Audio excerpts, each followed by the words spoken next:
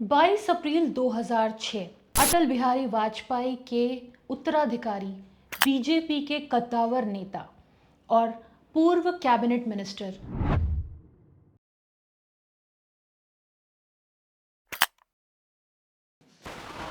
ये न्यूज़ जब सबके कानों तक पहुंची, सभी सकते में थे। सभी के ज़बान पर एक ही सवाल था कि आखिर भाई ने भाई को गोली मारी क्यों?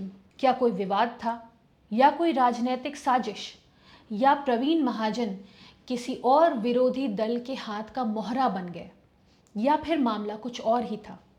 तो नमस्कार, क्राइम टेल्स में आज हम अनीशा आनंद सुनाएंगे आपको कहानी प्रमोद महाजन के मर्डर की। अटल बिहारी वाजपेयी के बाद बीजेपी के बहुत ही लोकप्रिय युवा नेता के रूप में प्रमोद महाजन निकलकर सामने आ रहे थे। सभी उनसे बहुत प्यार करते थे। इनफैक्ट आगे चलकर उन्हें देश का भावी प्रधानमंत्री भी देखा जा रहा था। ऐसे में प्रमोद महाजन अपने परिवार को बहुत ज़्यादा समय नहीं दे पाते थे, लेकिन फिर भी उनके परिवार में सब कुछ अच्छा था। उनकी पत्नी रेखा महाजन मुंबई में रहकर अपने दोनों बच्चों को संभालती थी। उस समय प्रमोद के बच्चे राहुल महाजन और पूनम महाजन बहुत ही छोटे थे, तो प्रमोद महाजन का ज़्यादातर समय दिल्ली में ही बीतता था, अपने कार्यालय के ऑफिस में ही बीतता था, फील्ड पर ही बीतता था। ऐसे में परिवार को उनसे कोई कंप्लेंट नहीं थी, क्योंकि उनके परिवार का मानना था कि परिवार से पहले उनके लिए देश सेवा आती है। लेकिन उनके घर में एक शख्स था जिसे इस बात से परेशानी थी। वो था प्रमोद महाजन का छोटा भाई प्रवीण महाजन। उनके छोटे भाई प्रवीण महाजन को इस बात से शिकायत थी कि उनके बड़े भाई के पास अपने मित्रों से मिलने के लिए, अपने कलीग्स से मिलने के लिए, अपने पार्टी वर्कर्स से मिलने के लिए तो समय था, लेकिन अपने ही छोटे भाई से मिलने के लिए उनके पास समय नहीं था। प्रमोद से मिलने के लिए प्रवीण को अपॉइंटमेंट लेना पड़ता था। ये बात उसे बहुत ही ज़्यादा खलती थी। प्रमोद महाजन अपना ज़्यादा समय दिल्ली के अपने सरकारी आवास पर ही बिताते थे, और उस आवास के गेट पर लिखा हुआ था, friends are welcome any time but relatives by appointment only. यानी कि दोस्त कभी भी आ सकते हैं, लेकिन रिश्तेदारों को मिलने के लिए अपॉइंटमेंट लेना ज़रूरी है। प्रमोद महाजन को कहाँ पता था कि उनका लिखा हुआ ये मैसेज उनकी मौत का सबब बन सकता है। साल 2004 में अटल बिहारी की सरकार को हार का मुंह देखना पड़ा, जिसके बाद प्रमोद महाजन को वापस अपना बेस मुंबई शिफ्ट करना पड़ा। साउथ मुंबई के वर्ली में स्थित पूर्ण गोदावरी अपार्टमेंट में उनका अपना एक फ्लैट था। उसी बिल्डिंग के 12वें माले पर उनके बहनोई गोपीनाथ मुंडे भी रहते थे, और प्रमोद महाजन के छोटे भाई थाने में रहते थे। प्रमोद महाजन ने ही थाने का वो फ्लैट प्रवीण महाजन को दिया था। ऐसे में 22 अप्रैल की सुबह प्रवीण महाजन अपने घर से 5 बजे तैयार होकर निकलते हैं। उनकी पत्नी उनसे पूछती है कि इतने सवेरे सवेरे तुम कहाँ जा रहे हो? तो प्रवीण महाजन कहते हैं कि मैं दादा के यहाँ जा रहा हूँ। करीबन 7:30 बजे के आसपास प्रवीण अपने भाई प्रमोद के घर पे पहुँचते हैं, और वो उस समय अखबार पढ़ रहे होते हैं अपने ड्राइंग रूम में बैठकर। उन्हें देखकर प्रमोद थोड़ा सा चौंक से जाते हैं, क्योंकि एक रात पहले ही दोनों के बीच में बहुत बहस हुई थी, और एक रात पहले ही प्रवीण ने अपने भाई को एक टेक्स्ट मैसेज भेजा था, जिसमें लिखा था, अब नहीं होगी प्रार्थना ना याचना, अब रण होगा, जीवन या मरण होगा। तो जो एंड नोट था उस मैसेज का, वो झगड़े वाला ही था, और अब प्रवीण दोबारा प्रमोद के सामने खड़े थे। तो प्रमोद उनसे पूछते हैं कि तुम्हारा आने का क्या कारण है। इस समय रेखा भी उनके सामने बैठी रहती है। रेखा प्रवीण को बोलती हैं कि आप बैठिए, मैं चाय बनाकर लेकर आती हूँ, और रेखा किचन में चली जाती है। अब दोनों भाइयों के बीच में जो एक रात पहले बहस हुई थी, वो दोबारा शुरू होती है, और बहस थोड़ा गर्म होने लग जाता है। यहाँ प्रवीण अपने भाई के ऊपर इल्जाम लगाते हैं कि तुमने अपने दोस्तों के ऊपर, अपने कलीग्स के ऊपर इतना पैसा खर्च किया है, और उन्होंने तुम्हें चूना लगाया है, और तुम्हारे पास मेरे लिए समय नहीं है। यहाँ पर प्रमोद झिड़क कर अपने भाई को कह देते हैं कि तुम चुपचाप से यहाँ से चले जाओ, और अगली बार आने से पहले मेरे पीए से जरूर पूछ लेना। ये बात एक बार फिर प्रवीण को आघात पहुंचाती है। रेखा इस समय अपने किचन में चाय बना ही रही होती है कि उसे 3 गोलियों की आवाज़ सुनाई देती है। वो भागकर ड्राइंग रूम में जाती है और वो देखती है कि प्रवीण वहीं सोफ़े के सामने खड़े हैं, हाथ में पिस्टल है और उनके पति प्रमोद महाजन सोफ़े पर पड़े हुए हैं और उनके पेट पर 3 गोलियाँ लगी हैं। रेखा चिल्लाती है, अपने पति को सँभालने की कोशिश करती है और प्रवीण से सवाल करती है, "तुमने आखिर अपने भाई को क्यों मारा?"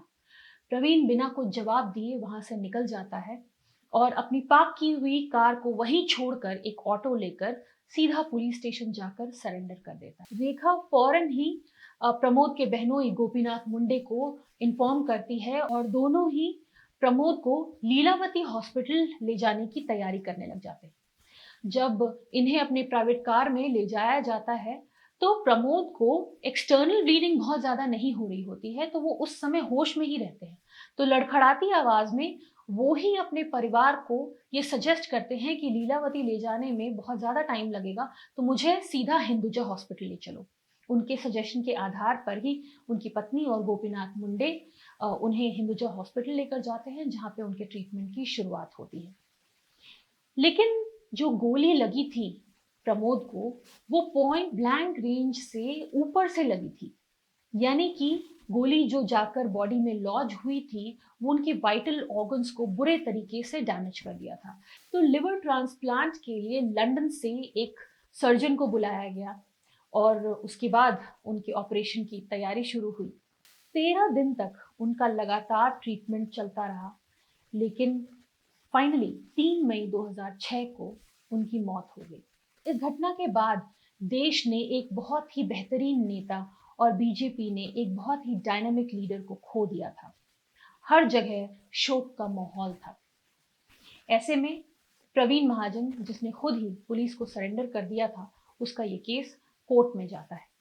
कोर्ट में ये केस पहुंचने के बाद प्रवीण बार बार अपने स्टेटमेंट्स बदलता रहता है। वो कहता है कि पहले उन दोनों के बीच में विवाद हुआ और विवाद के कारण उसने गोली चलाई, लेकिन असल में ये एक प्लान मर्डर लग रहा था।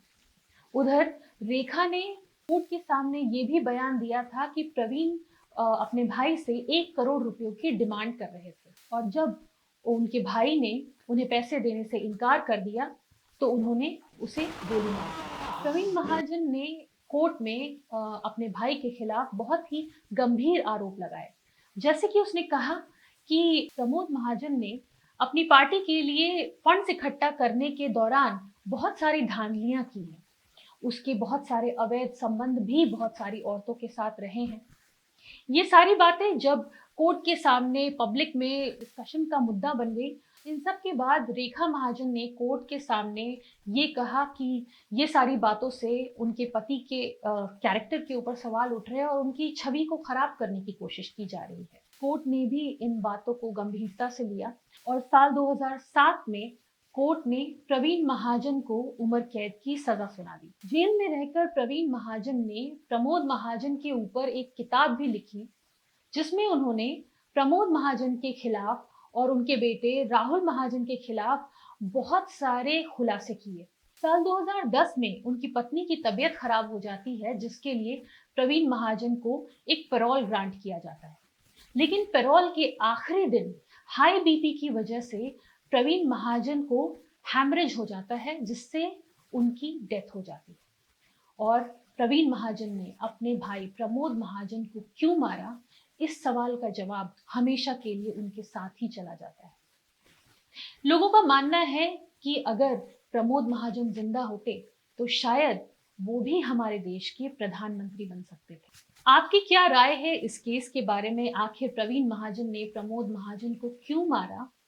ये हमें कमेंट बॉक्स में लिखकर ज़रूर बताइए।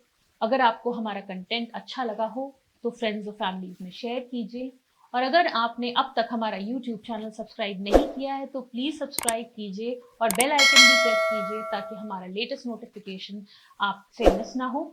और फिर मिलेंगे हम लोग क्राइम टेल्स के अगले एपिसोड में एक नई कहानी के साथ।